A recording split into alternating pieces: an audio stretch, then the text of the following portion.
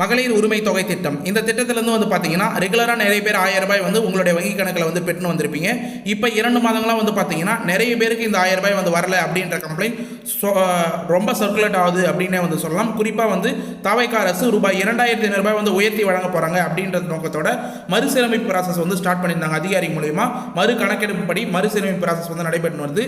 இதில் கணக்கெடுக்கும் படி வந்து நடத்தும் போது அதிகாரிகள் ஒரு சிலவங்க வந்து விடுவிக்கப்படுறாங்க அப்படின்ற இன்ஃபர்மேஷன் வந்து கிடைச்சிருக்கு. அந்த விடுவிக்கப்படுறவங்க என்ன காரணத்தினால வந்து விடுவிக்கிறாங்க, அவங்களுக்கு என்ன சொல்யூஷன், 1000 ரூபாய் வந்து உங்களுக்கு அடுத்த மாதம் வந்து ஸ்டாப் ஆகாத வந்து வருமா, அதுக்கு முன்னாடியே முக்கிய தகவல்லாம் வந்து என்ன வெளியே இருக்குது அப்படின்றத பற்றி டீட்டெயிலாக ஸ்டெப் பை ஸ்டெப்பாக ஒரு ஆர்டிகல் மூலமா வந்து இந்த வீடியோ வந்து எக்ஸ்பிளைன் பண்ண போகிறேன்.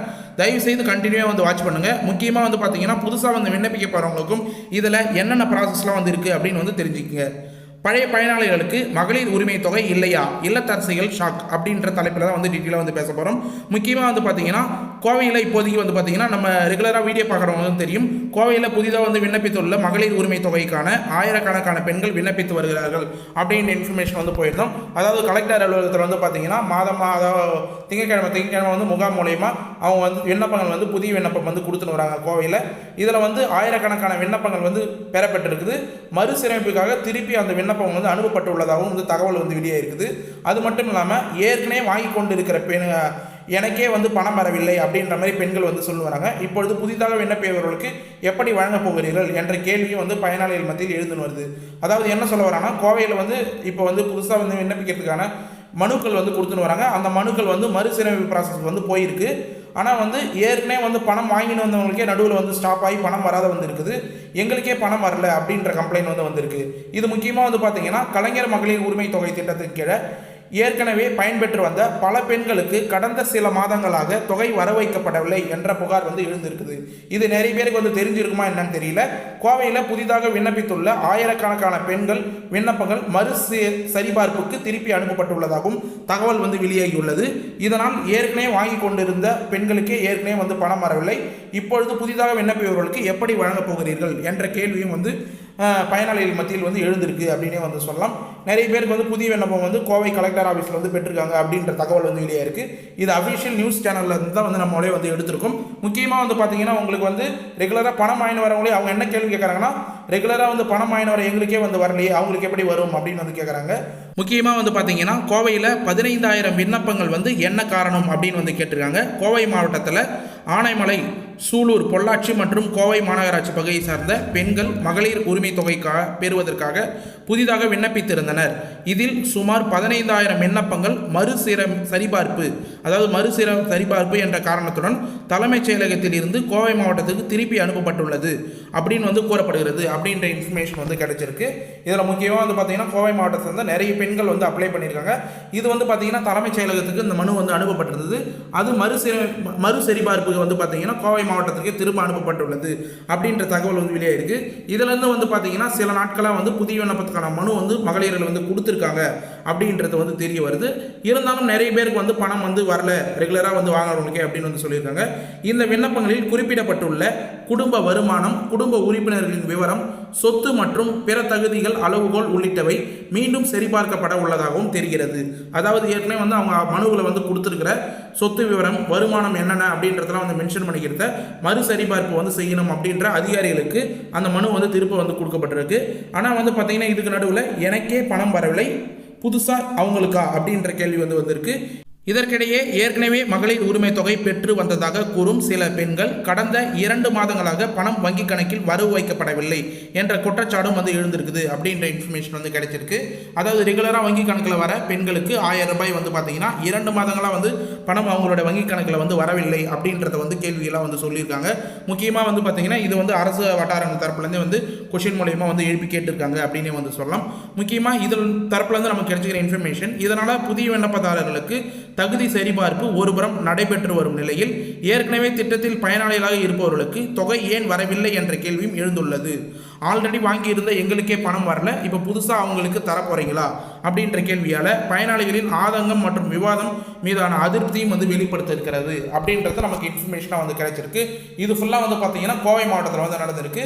இப்போ ரெகுலராக வந்து பார்த்தீங்கன்னா ஒரு சில மாவட்டங்களில் கலெக்டர் அலுவலகத்தில் நீங்கள் நார்மலாக மனு கொடுக்குற மாதிரி உங்களுடைய குறை ரீதியாக வந்து பார்த்தீங்கன்னா மனு கொடுப்பீங்க. புதிய விண்ணப்பம் சம்பந்தமாக நீங்கள் மகளிர் உரிமை தொகை திட்டத்துக்கான விண்ணப்பம் வந்து பெறப்படுது. அதில் வந்து பார்த்தீங்கன்னா ஒரு சிலர் வந்து மறுசீரமைப்பு ப்ராசஸ் தலைமைச் செயலகத்துக்கு வந்து போகும். அது மட்டும் இல்லாமல் ரெகுலராக வந்து பணம் வாங்கினவங்களுக்கு கணக்கெடுப்பு பணி நடக்கிறதுனால அதிகாரிகள் அவங்களோட வருமானம் அவங்களோட தகுதி அடிப்படையில் ஒரு சிலவங்களுக்கு பணம் ஸ்டாப் ஆகிறதுக்கு அதிக வாய்ப்பு இருக்குது. முக்கியமாக இந்த பணம் வந்து யாருக்கெல்லாம் வந்து வரும், என்னென்ன கிரைட்டீரியாலாம் வந்து இருக்குது அப்படின்றது நிறைய பேருக்கு வந்து தெரியா இருக்குது. அதில் ஒரு சில இன்ஃபர்மேஷன்லாம் இப்போ வந்து நான் சொல்கிறேன். யாருக்கு மகளிர் உரிமை தொகை கிடைக்கும்? அதாவது முன்னாள் முதல்வர் மு.க. ஸ்டாலின் தமிழ்நாட்டில் குடும்ப தலைவர்களுக்கு பொருளாதார சுமையை குறைக்கும் நோக்கில் கலைஞர் மகளிர் உரிமை தொகை திட்டம் 2023 செப்டம்பர் மாதம் 17ஆம் தேதி திமுக ஆட்சியில் தொடங்கப்பட்டது. இந்த திட்டத்தின் கீழ் தகுதியான பெண்களுக்கு வங்கிக் கணக்கில் மாதந்தோறும் ரூபாய் 1000 நேரடியாக செலுத்தப்பட்டு வருகிறது. 2025ஆம் ஆண்டில் சுமார் 1.15 கோடி பெண்கள் மாதந்தோறும் இந்த தொகை பெற்று பயனடைந்தனர் அப்படின்ற இன்ஃபர்மேஷன் நமக்கு வந்து கிடைச்சிருக்கு. அதாவது இதில் ரெகுலராக வந்து வீடியோ பார்த்துன்னு வரவங்களுக்கு நிறைய பேருக்கு வந்து தெரியும். இந்த திட்டம் வந்து 2023 வந்து ஸ்டார்ட் பண்ணப்பட்டது செப்டம்பர் 15ஆம் தேதி. அது மட்டும் இல்லாமல் அதில் வந்து பார்த்தீங்கன்னா 1.15 கோடி பேருக்கு அவங்களுடைய ஆதார் கார்டு லிங்க் செய்யப்பட்ட வங்கி கணக்கே வந்து மாதம் 1000 ரூபாய் வந்து கொடுக்கப்பட்டிருக்குது அப்படின்றது. இது வரைக்கும் வந்து பார்த்தீங்கன்னா 1.15 கோடி மகளிர்கள் வந்து இந்த தொகை வந்து பெற்று வராங்க அப்படின்னே வந்து சொல்லலாம். அது மட்டும் இல்லாமல் இப்போ வந்து ஆட்சி மாற்றம் வந்து வந்துருந்தது. 2026 சட்டமன்ற தேர்தலுக்கு அப்புறம் வந்து பார்த்தீங்கன்னா மீண்டும் திமுக ஆட்சியை வந்து தொடரும் அப்படின்ற பருந்து பல பேர் வந்து எதிர்பார்த்த நிலையில் இப்போ தாவேகா வந்து பார்த்தீங்கன்னா மிகப்பெரிய வெற்றியை கொண்டு அவங்க வந்து ஆட்சியை பிடிச்சிருக்காங்க. 2026ஆம் ஆண்டு இந்த திட்டம் வந்து தொடருமா, மார்ச் மாதத்துக்கு அப்புறம் மே மாதம் வந்து தொடருமா அப்படின்னு வந்து நிறைய பேர் வந்து எதிர்பார்த்துருந்தாங்க. இருந்தாலும் 2023ஆம் ஆண்டு ஏற்கனவே உள்ள பயனாளிகளுக்கு 1000 ரூபாய் வழங்கும் நடைமுறை தொடரும் அப்படின்றத முதல்வர் விஜய் அவர்கள் அறிவித்திருந்தார். அதன் பின்னர் தாவேகா ஆட்சி வந்த பின்னரும் மே 2026 பயனாளிகளின் வங்கி கணக்கில் 1000 ரூபாய் வந்து பார்த்தீங்கன்னா கரெக்டாக அவங்களோட வங்கி கணக்கில் வந்து கிரெடிட் செய்யப்பட்டிருந்தது அப்படின்னே வந்து சொல்லலாம். ஒரு சில டைம் அவங்க கொடுத்த வாக்குறுதியின்படி 60 வயதுக்கு மேலே இருக்கிறவங்களுக்கு இந்த திட்டத்தில் வந்து பயன்பெற முடியாது அப்படின்னு வந்து சொல்லியிருந்தாங்க.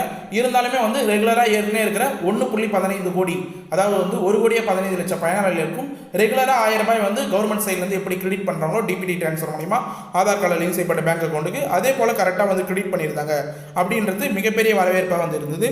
ஆனால் இருந்தாலும் மகளிர் மத்தியில் நிறைய கேள்விகள் வந்து இருந்தது.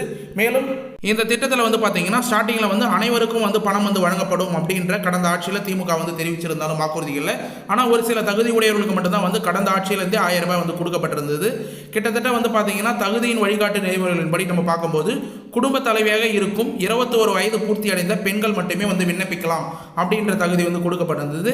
மேலும் வந்து பார்த்தீங்கன்னா குடும்பத்தின் ஆண்டு வருமானம் ரூபாய் 2.5 லட்சத்திற்கு கீழே இருத்தல் வேண்டும் அப்படின்னு வந்து சொல்லியிருந்தாங்க. மேலும் குடும்பத்திற்கு 5 ஏக்கரா குறைவாக நஞ்சை நிலம் அல்லது 10 ஏக்கரா குறைவாக பொஞ்சை நிலம் இருக்க வேண்டும் என்றது முக்கியமான பொருளாதார அளவுகோலாக வந்து குறிக்கப்பட்டிருந்தது. இதன் மூலயமா வந்து பார்த்தீங்கன்னா நிறைய பேர் இதோட தகுதிகள் என்னென்ன கிரைட்டீரியா வந்து இருக்குது அப்படின்னு வந்து தெரியாது இருக்கீங்க. 21 வயது நிரம்பிய எந்த ஒரு பெண்களாக இருந்தாலும் குடும்ப தலைவியாக வந்து ரேஷன் கார்டு வச்சுருந்தாங்கன்னா கண்டிப்பாக வந்து இந்த ஸ்கீமுக்கு வந்து அப்ளை பண்ணலாம். முக்கியமாக வந்து தமிழ்நாட்டு குடிமக்களாக வந்து அவங்க இருக்கணும். மேலும் வந்து அவங்களுடைய குடும்ப ஆண்டு வருமானம் எத்தனை உறுப்பினர்கள் இருந்தாலும் சரி ஒட்டுமொத்தமாக கூட்டுத்தொகையாக அவங்களுடைய குடும்ப ஆண்டு வருமானம் 2.5 லட்சத்துக்கு குறைவாக வந்து இருக்கணும். அடுத்தது நில விவரம்னா வந்து 5 ஏக்கரா 10 ஏக்கரா குறைவாக இருக்கிற நஞ்ச புஞ்ச நிலம் வந்து டீட்டெயிலாக வந்து மென்ஷன் பண்ணியிருந்தாங்க. கூடுதலாக வந்து பார்த்தீங்கன்னா ஒரு சில கிரைட்டீரியாலாம் கூடுதலாக வந்து கொடுத்துருந்தாங்க. ஆண்டுக்கு வந்து 3600 யூனிட்டுக்கும் மேல் வீட்டில் மின்சார பயன்பாட்டு வந்து யூஸ் பண்ணியிருந்தீங்க, குடும்பங்கள் வந்து தகுதி வரம்பு மீறி இருந்தாங்கன்னா அவங்களும் வந்து எலிஜிபிலிட்டி இல்லை அப்படின்னு வந்து சொல்லியிருந்தாங்க. ஏற்கனவே வந்து 2.5 லட்சத்துக்கு மேலே ஆண்டு வருமானம் இருந்தால் அவங்களுக்கு வந்து அப்ளை பண்ண முடியாது அப்படின்ற தகுதி இருந்தது போல் உங்களுடைய மின் பயன்பாட்டு முக்கியமாக வந்து பார்த்தீங்கன்னா மின்சார பயன்பாடு 3600 யூனிட்டுக்கு 12 மாதத்துக்கு வந்து பார்த்தீங்கன்னா ஒரு ஆண்டுக்கு 3600 யூனிட்டுக்கு மேலே நீங்கள் பயன்படுத்திங்கன்னா உங்களுக்கும் எலிஜிபிலிட்டி இல்லை அப்படின்ற கிரைட்டீரியா வந்து தொடர்ந்து இருந்தது. மேலும் குடும்ப அட்டை ஆண்கள் குடும்ப தலைவராக இருந்தாலும் குடும்ப அட்டையில் ஒரு சிலவங்க வந்து பார்த்தீங்கன்னா ஆண்கள் குடும்ப தலைவராக வந்து இருந்திருப்பாங்க. ஆனால் பெண்கள் வந்து குடும்ப தலைவியாக வந்து இல்லாதவங்க என்ன பண்ணுறது அப்படின்னு வந்து கேட்டிருந்தாங்க. அவரது மனைவி குடும்ப தலைவராக கருதப்படும் அப்படின்றத வந்து மென்ஷன் பண்ணியிருந்தாங்க. திருமணம் ஆகாத தனிப்பெண்கள், கையமை பெண்கள் மற்றும் திருநங்கைகள் தலைமையிலான குடும்பம் ஒரு சில நிபந்தனைகளின் கீழ் இந்த திட்டத்தில் பயனடையலாம் அப்படின்றதையும் வந்து மென்ஷன் பண்ணியிருந்தாங்க. இது நிறைய பேருக்கு வந்து தெரிஞ்சிருக்கும் அப்படின்னே வந்து சொல்லலாம். இருந்தாலும் இப்போதைக்கு வந்து பார்த்தீங்கன்னா இந்த திட்டத்தில் மிகப்பெரிய கேள்வியாக வந்து இருந்தது.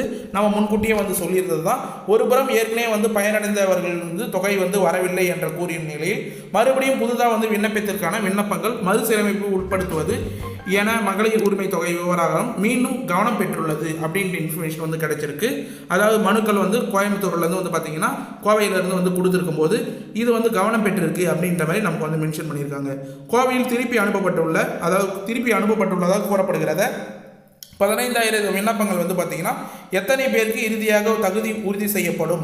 ஏற்கனவே பயனாளிகளில் இருந்த தொகை வராதவர்களுக்கு கணக்குகள் எப்பொழுது சரிபார்க்கப்படும்? மறுசீரமைப்பு எப்போ வந்து கிடைக்கும்? பிறகு புதிதாக விண்ணப்பிப்பவர்களுக்கு 1000 ரூபாய் எப்பொழுது கிடைக்கும்? அப்படின்ற பல்வேறு கேள்விகள் வந்து பார்த்தீங்கன்னா இப்போ வந்து அரசு தரப்புலேருந்து வந்து மக்கள் வந்து கேள்வி கேட்டு வராங்க அப்படின்னே வந்து சொல்லலாம்.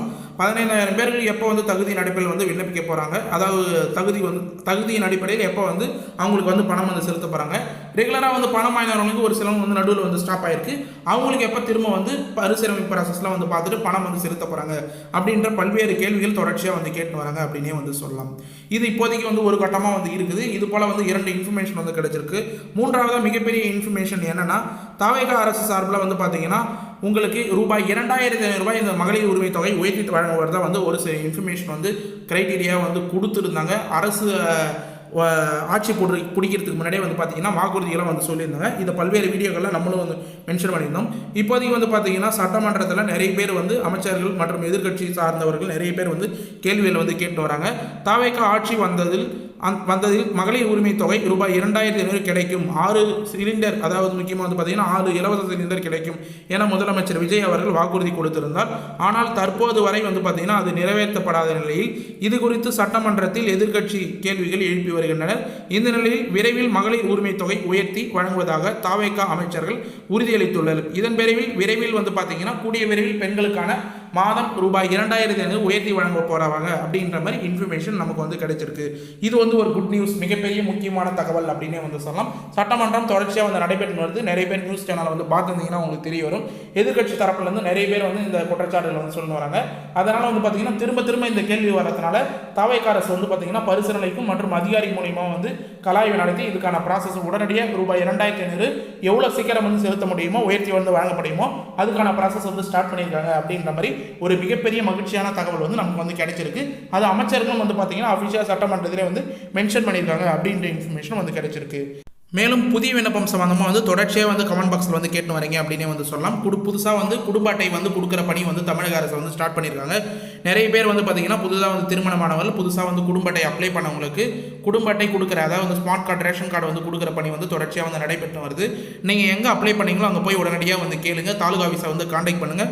உங்களுடைய புதிய குடும்ப அட்டை வந்துடுச்சா அப்படின்னு வந்து தெரிஞ்சுங்க. குடும்ப அட்டை கொடுக்குற ப்ராசஸ் ஃபுல்லாக வந்து முடிஞ்சதுக்கப்புறம் கண்டிப்பாக வந்து பார்த்தீங்கன்னா தாவேகா அரசு இந்த மகளிர் உரிமை தொகை திட்டத்தை மிகப்பெரிய அளவில் வந்து பார்த்தீங்கன்னா புதிய விண்ணப்பத்துக்கான ஏற்பாடு செய்ய போகிறாங்க அப்படின்ற மாதிரி அரசு வட்டார தரப்புலேருந்தும் அரசியல் வட்டார தரப்புலேருந்தும் நமக்கு இன்ஃபர்மேஷன் வந்து கிடைச்சிருக்கு. முக்கியமாக இதுக்கு தேவையான ஆவணங்கள் குடும்ப அட்டை, ஸ்மார்ட் கார்டு, ரேஷன் கார்டு கம்பல்சரியாக வந்து தேவை.